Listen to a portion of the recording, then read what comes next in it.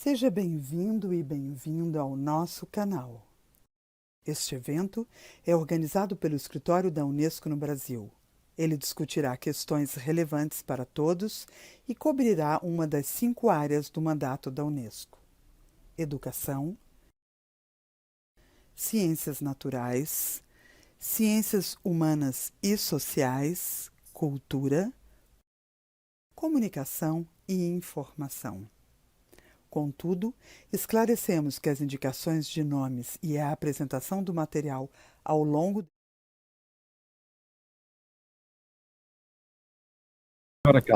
Este evento é organizado pelo Escritório da UNESCO no Brasil. Ele discutirá questões relevantes para todos e cobrirá uma das 5 áreas do mandato da UNESCO: educação, ciências naturais, ciências humanas e sociais, cultura, comunicação e informação. Contudo, esclarecemos que as indicações de nomes e a apresentação do material ao longo deste evento não implicam a manifestação de qualquer opinião por parte da UNESCO a respeito da condição jurídica de qualquer país, território, cidade, região ou de suas autoridades, tampouco da delimitação de suas fronteiras ou limites. Assim, as ideias e as opiniões expressas neste evento são a dos participantes e não refletem obrigatoriamente as da UNESCO, nem comprometem a organização. Acompanhe os canais da UNESCO para outros eventos e ações da organização.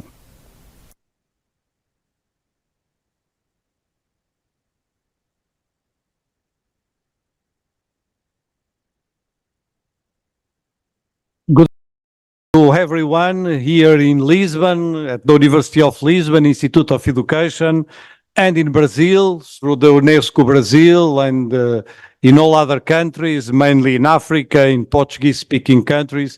It's a pleasure, indeed a very important pleasure, to have here with us Stefania Giannini. Thank you very much, Stefania Giannini. She is Assistant Director General of UNESCO in the field of education, and her main responsibility is, of course, in the coordination of the Agenda 2030 related with the Sustainable Development Goal number 4, related with education. It's a pleasure to have Stefania here, and I know that it has been difficult for you to be here today, but I thank you very, very much. I want to thank also the presence of the Minister of Education, João Costa, of Professor Alexandre Quintanilha, which is the chair of the Commission on Education and Science in the Portuguese Parliament, of the Dean of the Institute of Education, the Dean of the Lab on the Future Learning and Innovation Lab of UNESCO, and mainly of all of you that are present here in Lisbon and following this lecture by Stefania Giannini through the channels of UNESCO Brazil.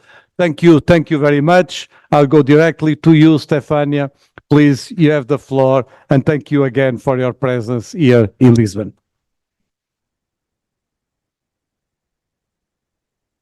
Thank you so much. Boa tarde, and that's it. Everybody, thank you so much. It's a great honor, a great pleasure, really, to be with all of you. I wish to thank warmly Professor Antonio Novoa for this kind invitation and taking the initiative of this cycle of conferences that I have the pleasure to be part of. And a special thank, let me say, to my dear friend, Minister João Costa, for being with us today. Just landed, I suppose, from Paris, because we are together at UNESCO yesterday. And of course, my former colleague, I would say, the president of the Commission for Education Science in the Portuguese Parliament, as I had the same role in my previous step in career in Italy, Professor Alexandra Quintanilla, and all other authorities here. But I mean, the topic, it's very demanding, very ambitious. Reimagine together the futures of education for the future of society. I'll try my best to figure out which is the framework we are moving on and which has the questions, the right questions, and some part of the answers. And let me start with a question, if you don't mind. I wish to ask to know how many of you have heard about Steve Jobs, and please raise your hands. Yeah, I think everybody, of course. I think also those connected. I cannot see, but I'm pretty sure that it's. And I wish also to ask you kindly to raise your hand whether you heard about Adam Newman. Interesting, yeah. A few of you. Sobia, I told you who is. So it doesn't matter, but doesn't count. So why I'm starting this conversation with you, mentioning these two so different profiles somehow with some common points, which have some common ambition and differently reshaped the history of business and introduced some disruptive changes a few years ago. As you know, Steve Jobs, is the great visionary inventor of iMac, iPad, iPhone, everything which starts with I, and came later to that point. And this was, a real visionary and disruptive changer in his own life. Adam Neumann possibly is less well-known. People usually remember more frequently those who succeeded than those who failed. That's normal. But there is another reason, I suppose, why not so many in this room raised their hand. Adam Neumann was the co-founder and CEO of WeWork. Maybe you remember some big buildings in many big cities in the world with this label. The co-working company, once valued at some 47 billion, kind of evaluation on the stock market that was reached in 3-4 years' time, 10 years ago, which recently declared bankruptcy. What do these two men have in common? And that's the real point of my first reflection to share. Both Jobs and Newman presented bold, for sure, disruptive visions of the future, reimagining dramatically entire sectors and industries. When Jobs unveiled the first iPhone in 2007, if I'm not mistaken, he called it, quoting, a magical and revolutionary device that changes everything. I think he was almost right. The iPhone, as already mentioned, the iMac, iPod, iPad, gave unparalleled access to the individual, to all and each of us. And all the world's now knowledge is available in one's pocket. I don't have an iPhone, I have Samsung's, but it's the same principle.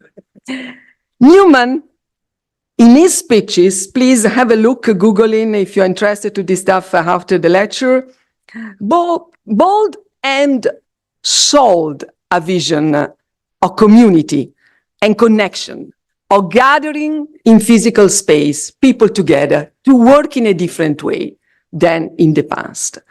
He liked to say, that's very interesting, the past was, still is about me. The future is all about we. And this is the philosophy, the vision that he brought to reimagine the work, the space of work, the future of work. Now, let's aside a little bit the Jobs and Newman's personalities and their trajectories, divergent trajectories of their companies in their business, and instead look at their discourse and narrative.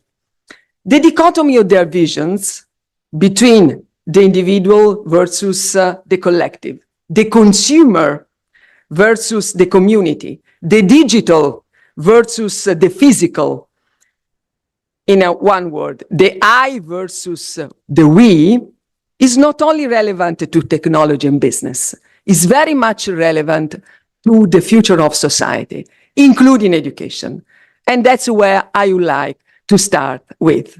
And then we'll go back at the end, if you don't mind, to see how maybe there is something in between I and we that can work better for the future. Well, keeping in mind the constructing visions of these two personalities, let's look ahead to what the future holds and the role of education in reshaping it. The title of this lecture, as you know, is Reimagining the Futures of Education. It takes its name from the landmark report of UNESCO released 2 years ago on the international release and draft by the International Commission on the Futures of Education, where Professor Novoa was appointed as one of the more active and visionary member. And this report looks ahead to the year 2050, so very much beyond the 2030 agenda, very much also the future we can shape and imagine by now. I should say a full generation from now. And based on our current trends and trajectories, unless we change course, I doubt, honestly, let me share with you a glimpse of where we are headed in 2050.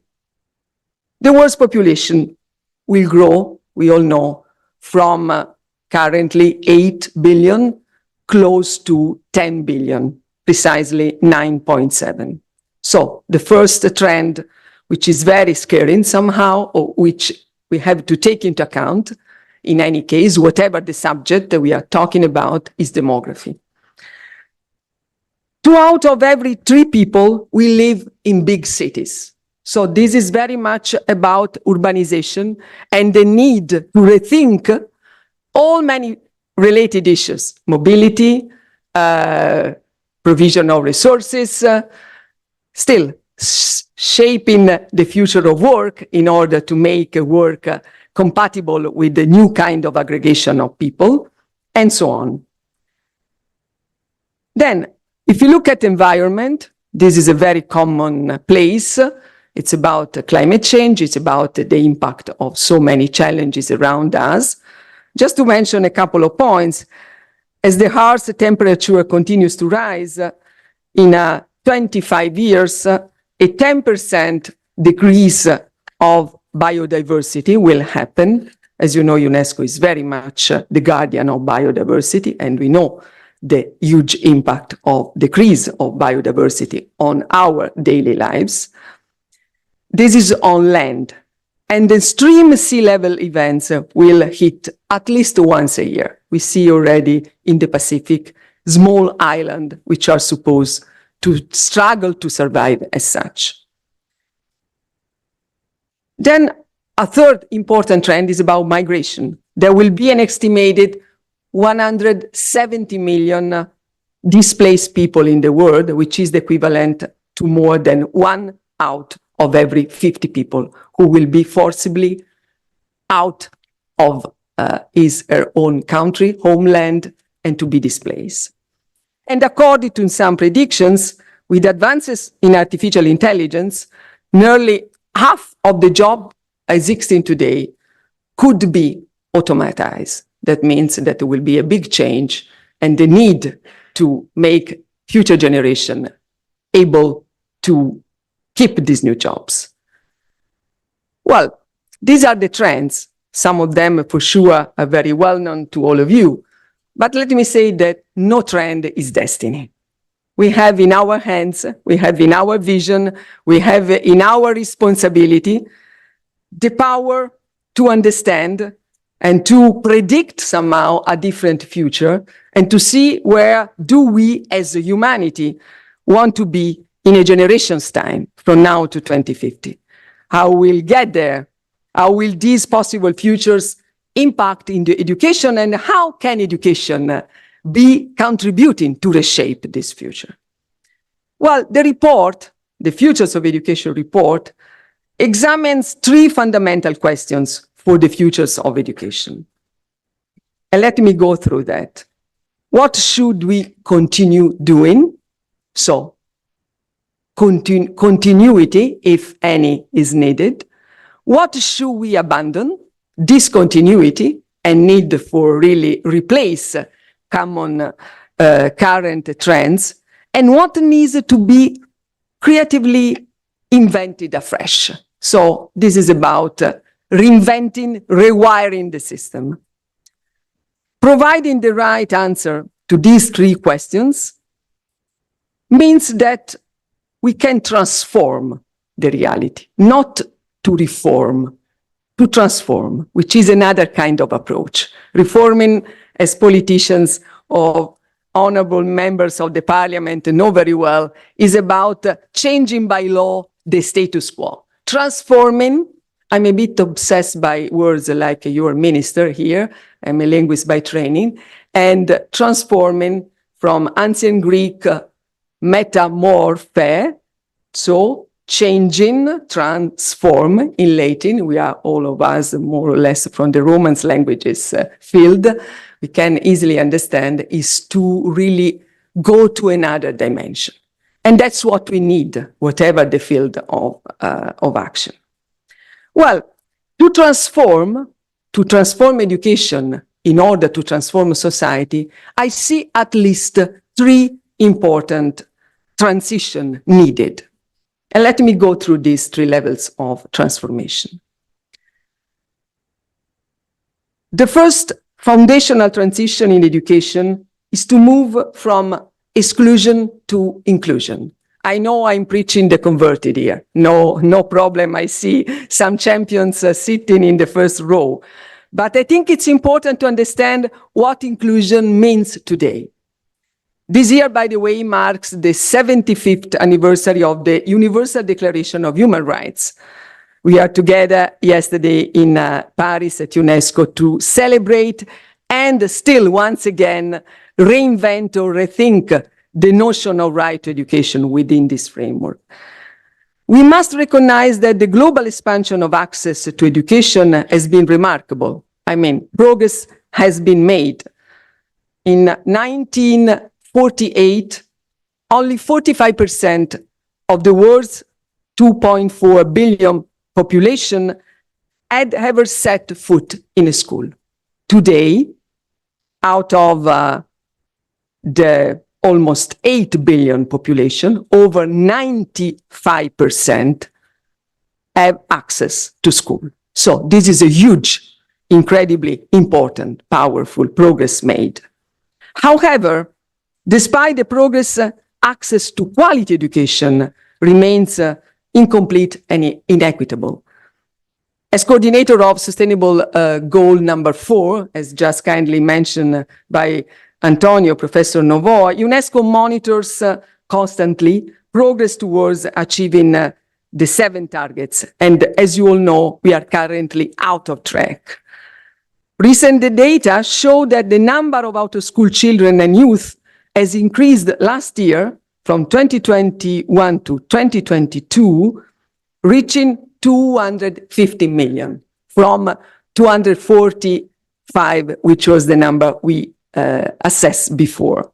This is very much due to some specific context. I wish to mention one that it's important we don't forget, because media, you know, they move quickly from one priority, one crisis to another. But there is a country on this planet still, which is Afghanistan, where girls and women are banned from school and universities. And these 5 million are very much due to this unacceptable gap. And let me take this opportunity for speaking loud on the side of women and girls in Afghanistan.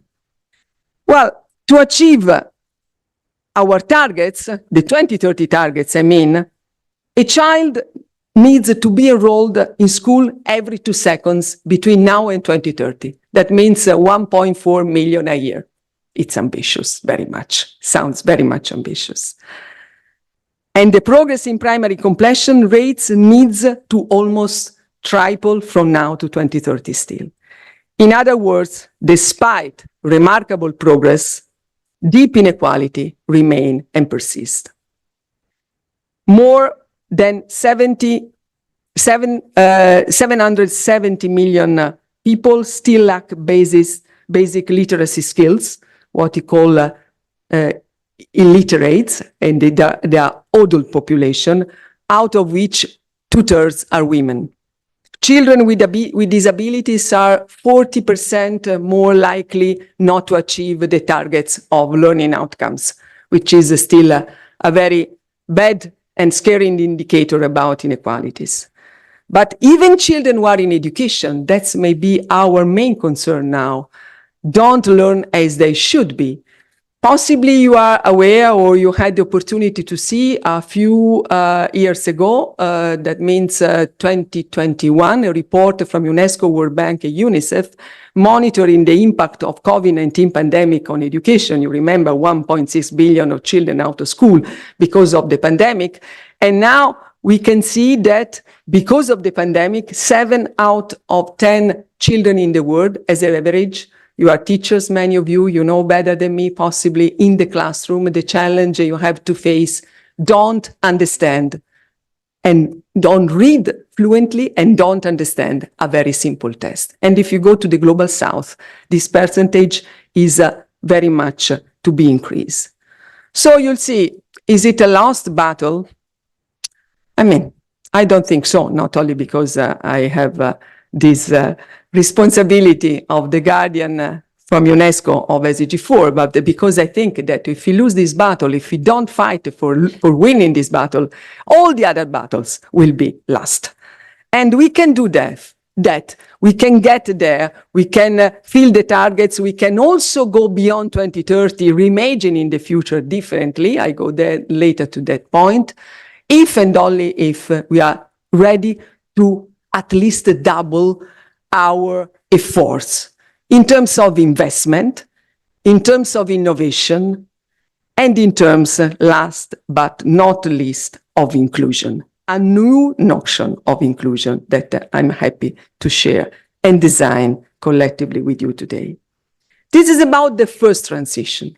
But then there is a second transition, which is not less important than the first one. And this is about to reimagine how education is taught, moving from, let's say, in a very simple way, competition to collaboration. We come from a century where, we discussed a little bit yesterday as well, a century where, the purpose of education was very much about individual improvement. That's good. We are educated to unlock the potential of all and each human being. But most importantly, to increase competition between children and students, between classrooms, between institutes, universities, nations. So the notion of competition was very much functional to the idea of, I would say, an unlimited economic growth. And this is the model of development that countries and communities develop and enhance in the last century. These values have often come at the detriment of solidarity, not necessarily always, but many times. And they also had a kind of conflict with other important notions today, like interconnectedness, culture of caring, and taking care for the planet. So these new dimensions that are very much the new vocabulary for this century are conflicting with the model and the pattern that we had developed for so many years. I'm sure you agree with me, and we know which are the main challenges of current times, from climate change to migration. I already mentioned some figures, food and security. Recently, I would say peace and war. These are two words that somehow we had a bit sidelined from our common vocabulary, at least in this region of the world. I belong to a generation, as many of you in this room, who thought that Europe couldn't have seen and face a war at the center of this region. And now we have a war, not so many 1,000 miles from here in Ukraine. The Middle East geopolitical situation was something very much belonging to the past, to some specialists of geopolitics and so on. Now the Gaza war, Israeli Gaza war, Hamas war is very much about rebounding at this point at the center of geopolitical agenda. So peace and war are once again not kind of literature memory, but are very much one of the tensions that we have to face, also with an impact of our daily life. And out of this picture, I wish to pick out two critical areas where the linkage with education in terms of impact and in terms of potential solutions from education to address these challenges is more evident and visible. One is climate change and the environment, and the other one is technology, of course. Green transition and digital transition are the two main processes that all societies and governments have to effectively address in the coming months and years. Climate change, and environmental disasters are playing, as you know, an increasing role in population displacement, which of course affects crucially education. I was in Geneva 2 days ago at the Global Refugee Forum, at the big event which takes place every 4 years. And numbers speak once again very clearly. 35 million children are out of school as refugees because of the impact of migration and wars.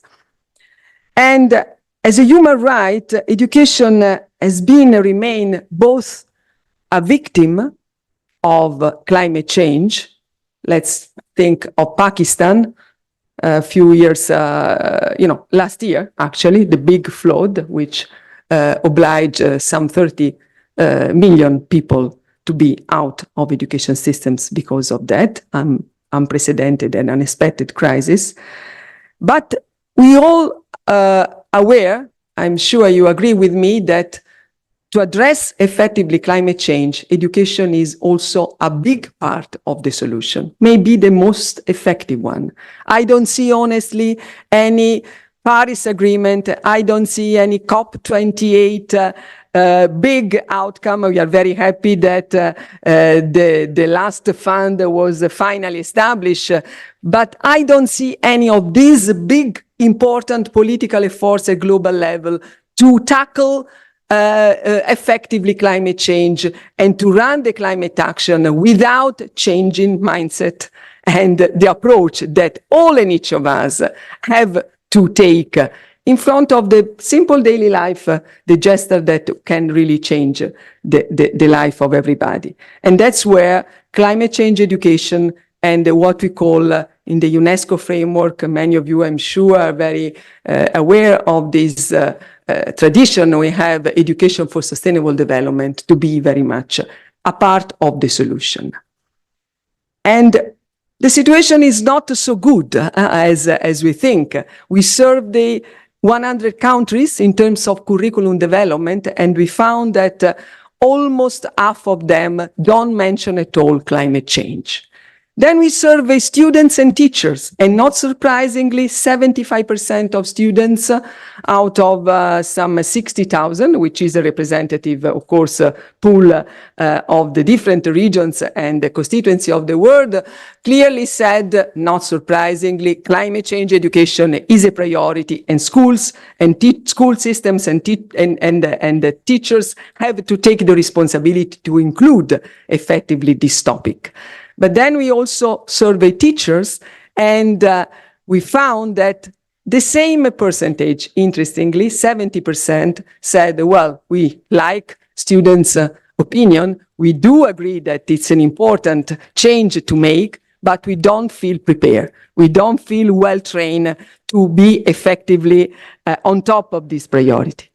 I'm not talking about exclusively teachers of science, of course. I'm talking about the holistic approach that when you mention education for sustainable development, we refer to.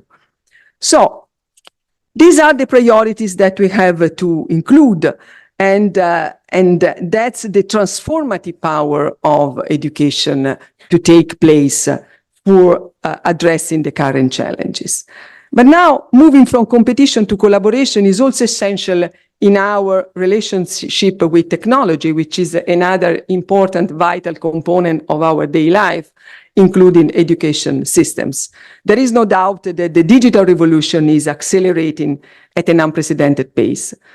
I don't know you, some of you maybe are, honestly, we must confess, between us, boomers. And boomers like me passed at least through 4 big change and revolutions in terms of technology. From, the writing typing machine to a personal computer. That was my change from master degree and PhD. And then the second was the expansion of the internet, which happened a few years later. And then Steve Jobs came just to change our lives. I hope for the best, at least in his intention, not only for his business. And then mobile phone gave all of us a kind of a digital library at hand to accompany our whatever, on the move or in our offices. And then the emergence, more recently, of artificial intelligence, large language model, machine learning, and everything, which is now really putting a lot of questions to ministers of education, to teachers, and to citizens at large. So how can we address effectively, once again, this disruption? How can make technology at the service of a human-centered approach to education and not the other way around? Let me mention the title, which is synthesized very well, more than many words, of our Global Education Monitoring Report that possibly some of you know. It's a kind of flagship of the house, which every year is dedicated to a specific topic. And this year was not by chance technology in education. And the title of the Global Education Monitoring Report, which analyzes global data and see the state of the art of the introduction of technologies in education, is yes, technology must be included for the future of education, including AI. So it's not about banning mobiles from the classroom, just to give a clear example, but it should be done, quoting, on our terms. That means that should not be a process market-driven, should not be a process where the big companies actually dictate the agenda, but should be something that governments regulate and education communities can really take as an important part of their duty and their responsibility. But if it's the case, I think that beyond the regulations and important also legislative actions to be taken, Europe is once again pioneering this process with the recent AI Act, which is going to at least provide a regional framework, which other countries and regions, I'm sure, will be following. By the way, UNESCO anticipated this process with the very first recommendation on ethics of AI. Well, beyond that, I think that as educators, as specialists of education, we have more interestingly to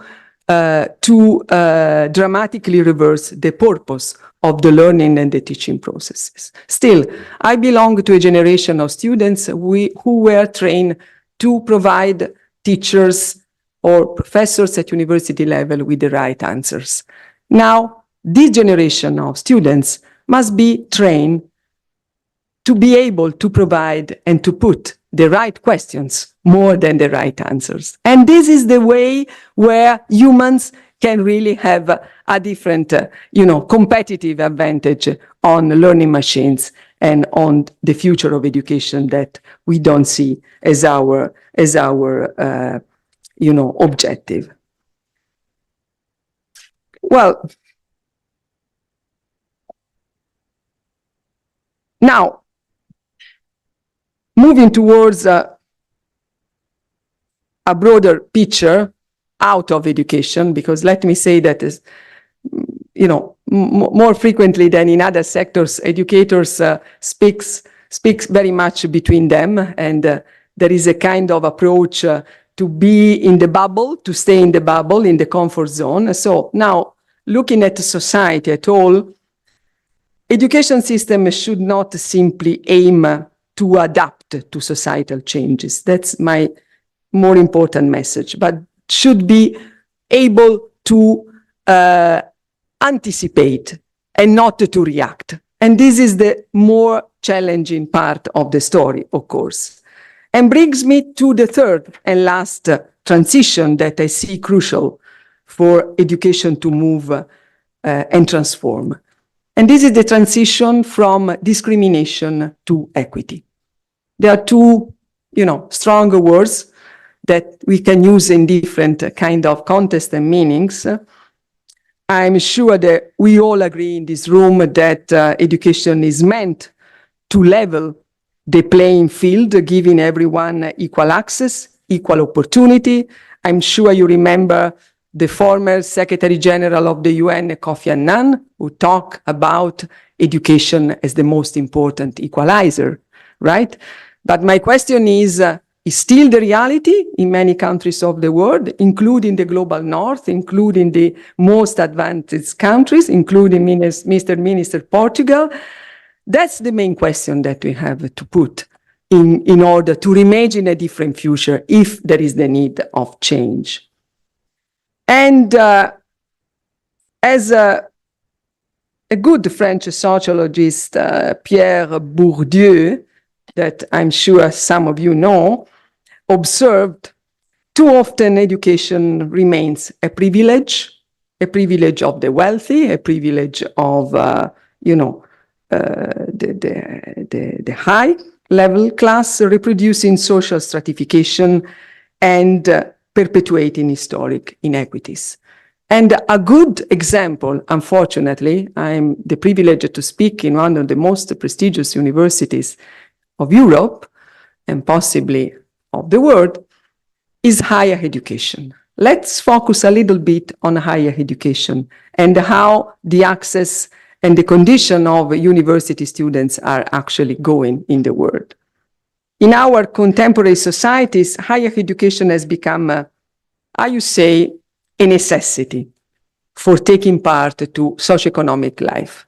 In the last century, it was some kind of luxury, let's say, right? Something to add at the end of the learning pathway for the majority of students and people. Today, the right to education must crucially include university level. I think we agree, all of us, on this. And that's why we have to work on a renewed notion of the concept of right to education.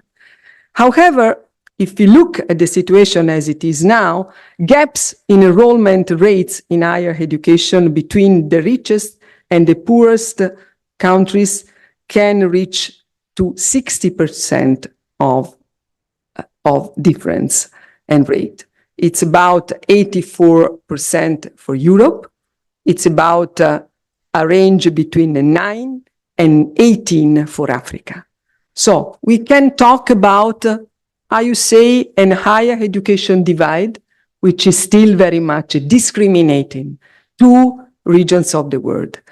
And if you put these simple figures, on a screen, compare to the demographic trends that I mentioned before, and if you zoom on Africa and Europe, and you see that, as everybody knows, that Africa has a perfect pyramid demography trend. That means 70% of young people under 25 years old, we say 10% of 30, 45, and a very, very small segment on the top of the pyramid. If you look at Europe, it's exactly the reverse situation. So the combination of these two dimensions gives us a kicking bomb, let's say, in the south, and an aging society not to be absolutely managed effectively in the north.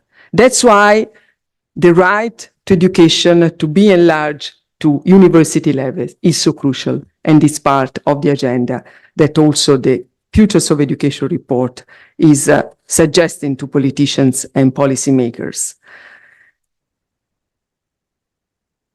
This inequality is not simply something which has to do with, values. It's important. As UNESCO, we are the house which protects human rights, values, and which is fighting since 75 years for that. But it's also very much concretely linked to the rise of polarization in society. Polarization, which means democratic backsliding, racism, xenophobia, hate speech, all these phenomena which are not new at all, but they are very much amplified by this ground of increasing inequalities. That's why I say a soft meaning and notion of inclusion is not enough anymore. We see this division and polarization around the world in so many countries, and we see reflected this polarization in the surge of conflicts and wars. According to the Global Peace Index 2023, the average level of global peacefulness, that means stability and condition of, as you know, relatively peace and security, fell down for the 13th time in the last 15 years. And this year, 2023, was recorded as the deadliest year since 1994. You remember, 1994 was the year of the genocide in Rwanda against Tutsi, and was the year of the dramatic conflict in the Balkans. So the war in Gaza now has broken records in the loss of civilian life, which have included the bombing of schools and hospitals, which is a new, so to say, dimension, because, also war has its own rules. And these are, I say, very much scary to see that these rules have been broken very much frequently in the recent months. And 25% of the world's children live in conflict or disaster-stricken countries, with a third of all children who are not in primary schools living in conflict-affected areas. So, in this context, the role of UNESCO and the role of the message and the legal instruments that UNESCO is producing is very much more important than you could think. Because, we say what recommendations can do. They are not binding. They are not giving parliaments or governments any mandatory task. But it's because of UNESCO that we talk about the right to education. It's because of UNESCO that we talk now frequently about language as a human right. It's because of UNESCO that we talk about the right of children with disabilities to be included in the classroom and not to be trained apart. So now the question is how we can revamp and relaunch the fantastic, amazing agenda of education for peace, which is at the very core of UNESCO mandate. And let me say very honestly, it's not, as we say in French, as they say in French, pacifisme à la carte. It's very much something that have to provide politicians, ministers, deans, rectors, researchers, and teachers the right tools to make schools the first place where we build peace. Because it's at school that children can learn negotiation, respect, tolerance, better knowledge of diversity, including linguistic and cultural diversity, than in other further steps in life. And it's our mission now.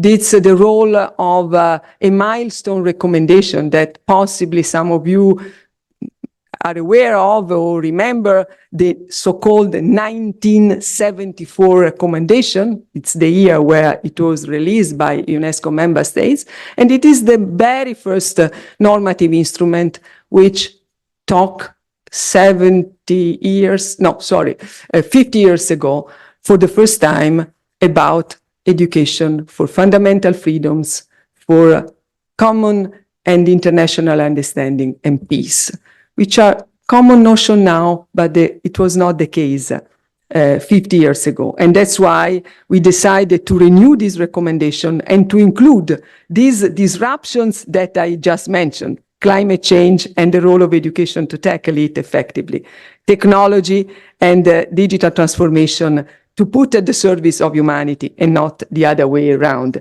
gender equality, which is very much still an important component of our work, and so on.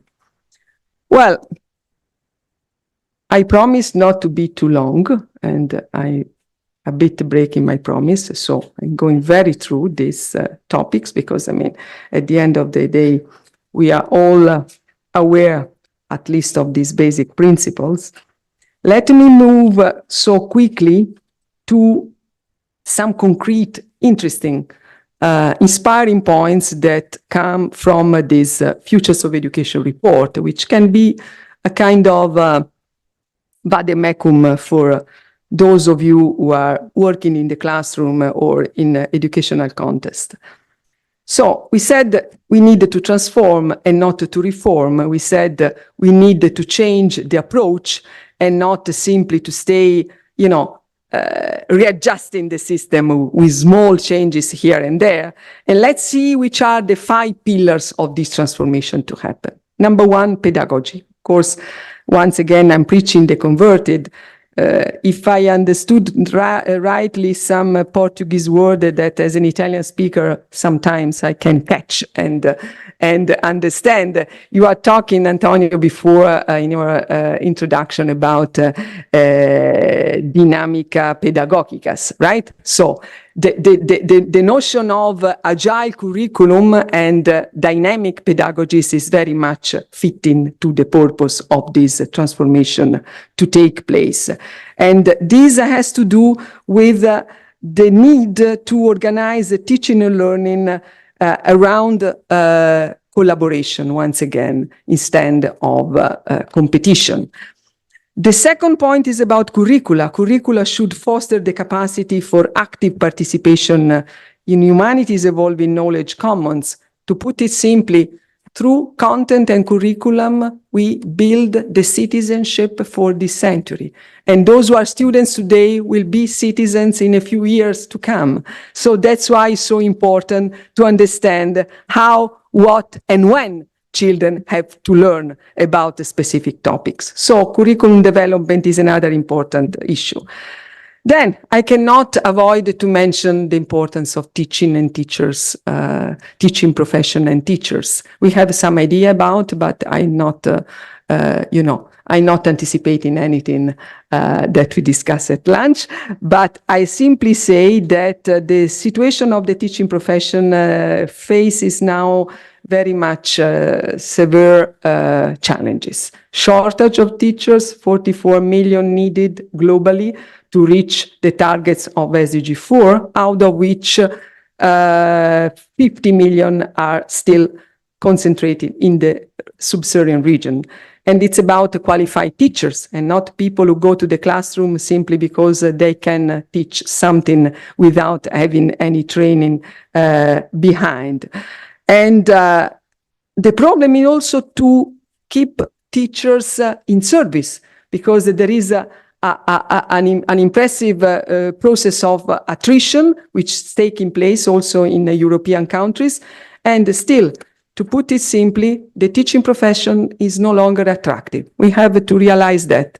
We have to see how we can make once again this vital, prestigious role the core of a new society. And this is about reimagining it, quoting from the report, as a collaborative profession. It's about improving the working conditions. It's about designing teacher education and development across the professional life cycle. It's about, let me put it simply, paying better and more teachers as they deserve to be paid more and better, including university professors. If I say I have a conflict of interest, but this is another story. It's very much clear. And then schools.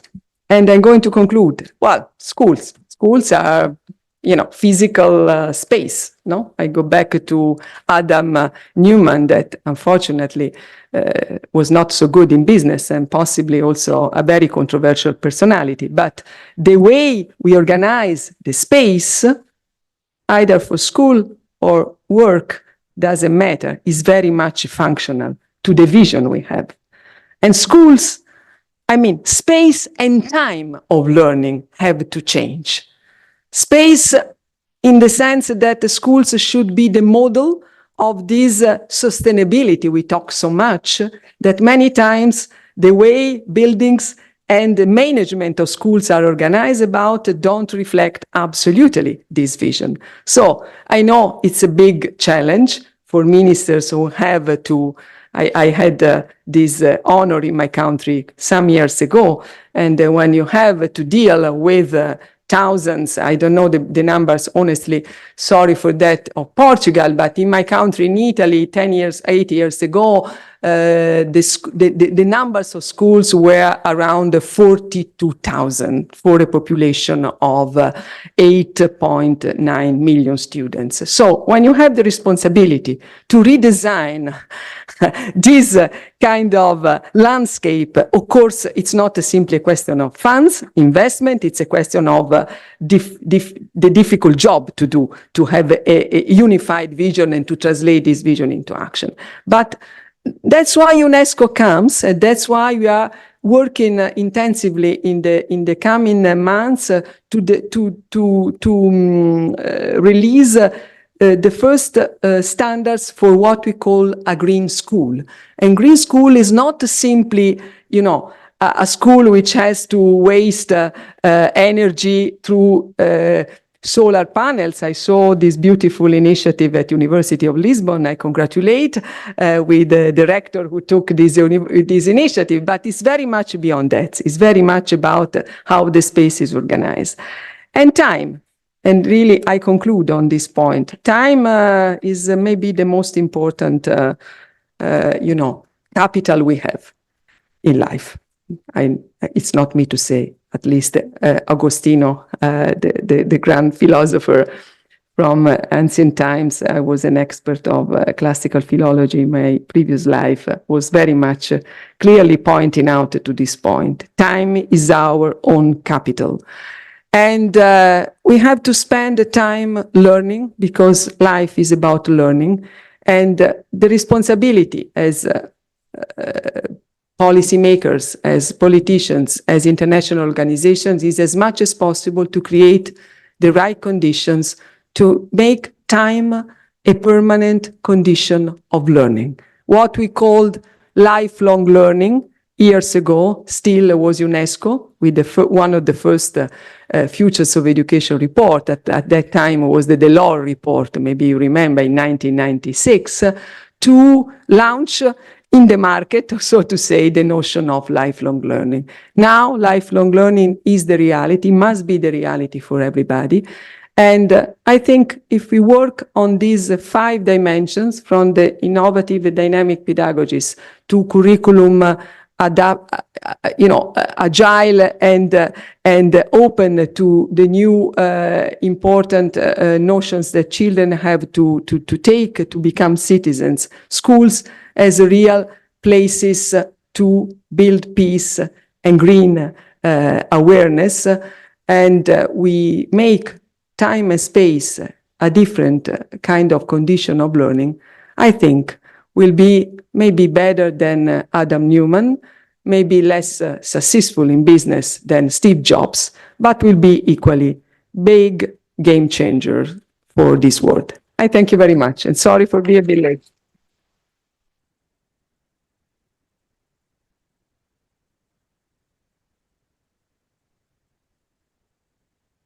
Thank you very much, Stefania. It was wonderful to hear you and the views of UNESCO and your reflections on the future of education.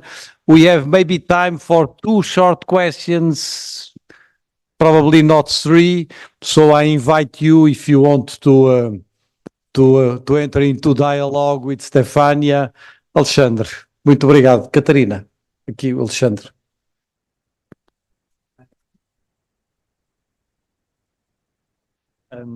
Stefania, thank you very much for this wonderful sort of road trip that you described for us. I think the problem is that you are talking to the converted already. And that's, I think that's also very important to realize, because today, the thing that worries me the most is the huge increase in the number of people that have responsibility, that are proud to be ignorant. And how do we deal with people that have political responsibilities and educational responsibilities that shamelessly are proud of being ignorant? And I don't know how to deal with that. I don't think it's simple, but I think it's a problem that is increasing, maybe a consequence also of inequalities that are increasing. But it's not just that. I mean, when we hear some people, the way they speak about knowledge, it frightens me. And so I don't know if there are simple solutions, but as you were talking and I was agreeing with just about everything you said, this was coming back in the back of my mind. Thank you. Maybe you can answer to... Hello, I'm Monica Calado. I'm a teacher. And thank you very much to make me feel so important. I already knew that my action every day in school and all teachers, we are very important. Sometimes we forget that our role, it's not only to teach curriculums and some subjects, but also is to educate children that nowadays the parents need to survive, and a lot of 1 or 2 jobs, and sometimes I don't know what's happening with this, and so they don't really educate their kids in terms of collaboration, in terms of respect, so that now is a task of teachers, okay? But I also have to remember that you can't do an omelette without eggs, okay? If my classes are at 30 students in a space that we can't really move around them, if I receive in a class with 30 students, 2 speaking, one speaking English and the other only speaking French, and the other 28 speaking Portuguese, I get very stressed in order to make that group work. And also I'm tired of working in schools that are not like the office of normal administration. Okay, and it's cold. And if you have children in Seychelles, which is my school, it's not in Bragança, with a blanket, thank you very much, that's something wrong here. So I think in education, we have to do it like England used to do, not in education, but in, I'm going to do a comparison. It's, when I was doing my my PhD in England, what I saw it was that they, in health, they act in prevention. And so the costs were very low compared when you are ill. So I would like to know your opinion in this. Shouldn't we be doing prevention and really investing in education, not like having 30 students in a class, not like having schools with drips, not like having teachers like me tired of waiting and with horrible salaries, which I see that people with my habilitation, my qualifications have and earn much more. When I'm just finishing. I am a daughter of teachers, and I studied in Filipe de Lencastre, which was a very important high school. But nowadays, I think I would be the bully of the class, because a student now in our country, not in the private schools, okay, in the public schools, it's not really to be nice to be in school. They like to be in the kindergarten, in the playground, but in classes, it's boring. Thank you very much. Thank you. The last question here, and then we stop and we'll listen to the answers of Stefania.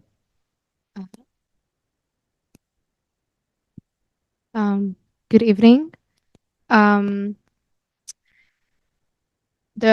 of the things that stood out to me in the things that you said is about higher education. Thank you. And curriculum, and something as a university student, something that frustrates me a lot is the fact that universities are still very closed to the fact that a lot of times we can only study one specific field. So for instance, medical students can only study medicine. And what's the problem? Well, the problem is that students that, study biology or even in humanities like law don't have, for example, media literacy. They don't know about these things because we still live in a place where we only have the right to study one specific field. And I'm really glad to say that University of Lisbon is one of the first universities that has, for example, what you call estudos gerais, which for me is such an important degree because it allows us to know about so many different fields. However, there's a lot of universities in Europe and around the world that don't have that. And so, and something that also is a consequence of this enclosing is competition, which you talked about, because a lot of times, and even in my faculty, which is the School of Arts and Humanities, we have this competition with the law students just because they're law. And the question that I have to ask you is, do you think that interdisciplinarity is crucial to higher education and to the future of our community and to the future of our society? Thank you. Thank you. Thank you very much. Let's listen to Stefania and then we'll close the session. Thank you so much. You are already very well trained for the future because you put the right questions. It's now to me to go to the past and try to give the right answer. So, well, to be proud to be ignorant, it's a problem. It's not only the problem of politics, I would say. I think that politics mirrors society. So the therapy is not about, honestly, or at least not starting from changing necessarily, political leaders in their approach. They are more followers of polls and the social networks than leaders by definition, and I would say by job description now. That's one of the reasons why I left politics, by the way.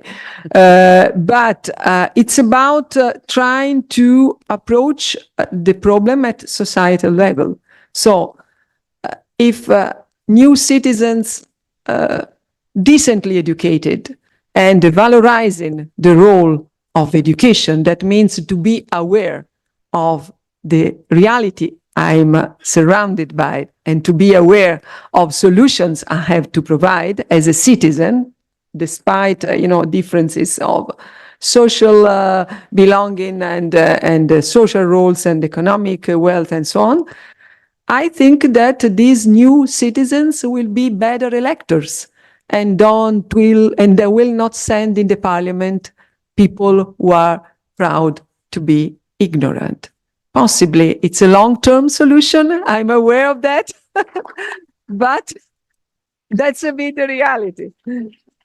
Well, the passionate intervention from Madam Teacher, sorry, I didn't get your name, about prevention. Sure, we must. I used another word in my remarks, was anticipation, right? The role still of politics is about choosing, deciding, and as much as possible try to anticipate rather than find remedial actions. But I feel very, how can I say, close to ministers of education, not because Minister João Costa is here sitting in the first row, but I had this burden through the years. I would say the most challenging years of my career life. Amazing. I'm very proud and grateful to those who gave me this responsibility. But let me say, the Minister of Education, I say with all the respect we deserve, is a kind of Oscar winner when it's about campaigning for election. Because education is a sexy topic, everybody agrees that we have to invest in education, we have to prioritize education. And when you go, in different, whatever the place, right? Who don't agree with you? No, if you launch this program, as a prime minister, as a president, according to different institutional architecture of the country. When it comes to execution and being part of the government, sorry for that, but the ministers of education, like the Disney fabulous story, it becomes Cinderella. It's a bit the other way around than the third. So, because there are so many priorities, guys. There are so many short-term outcomes to get. There are so many stuff to do and showcase the citizens and electors that we are here to solve their problems. So, education, oh my God, education, it takes at least 20 years to see some results. So, let's wait a little bit. So I say that because, and that's why we are doing a kind of, at least this is the ambition of UNESCO. Of course, it's not easy, we know, but we don't give up.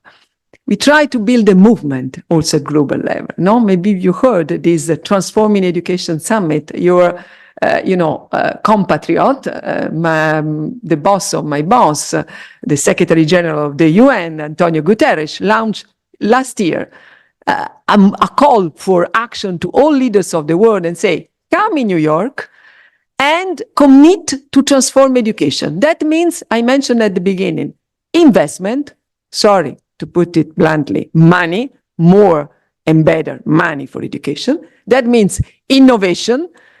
And it's very much a part of the problems you mentioned and find quick win solution. That means inclusion. That means not leave behind those who are already behind. But to do that, you have to support your ministers of education. As a teacher, you are a teacher. I don't know the situation of the country. I'm really very innocent. I have no, let me say, I'm going to say I have the honor, but I was, as a minister, the target of the most successful teachers' strike in the history of Italian education. Some 700,000 teachers who, for some reasons, they were right, of course, that my reform was not meeting their expectations. So, this was a very interesting case study where the two communities political leadership and teachers community, they didn't find a common space for dialogue and building together this support to education to be prioritized. So my call to you, all of you, is to keep in mind that your Cinderella in the government must be supported. Otherwise, it's a problem to give the right answers to your questions. Now, silos-oriented approach. I try to synthesize your point, if I'm not mistaken. For sure, and sorry for that, I didn't mention at all interdisciplinarity, which is a pillar not only for higher education, it's increasingly a pillar for education at large. However, let me say this is not, in my opinion, a true, real innovation. Universities have in their DNA, since the establishment of this noble, crucial institution that I see as the main important infrastructure for development, whatever the level of development of the country they are hosted and they contribute to, they have, been established around the three components. Innovation, because it's about university to really anticipate by research, by science, by all which is about the so-called blue sky research, right? Which is not driven by any kind of business, any kind of we, whatever. It's blue sky research. And this is what, build the ground for evolution. That's what happened since some thousands years in this part of the world. And second point, internationalization, because by definition, universities are open to the world. And the third is interdisciplinarity, because this silos-oriented approach is very much more a recent outcome of how the universities are managed. And of course, if you are very young, if you have the ambition to be a researcher, I strongly encourage you, because it's the most beautiful job in the world. You'll see that, with a few exceptions, will be the motto will be publish or perish, right?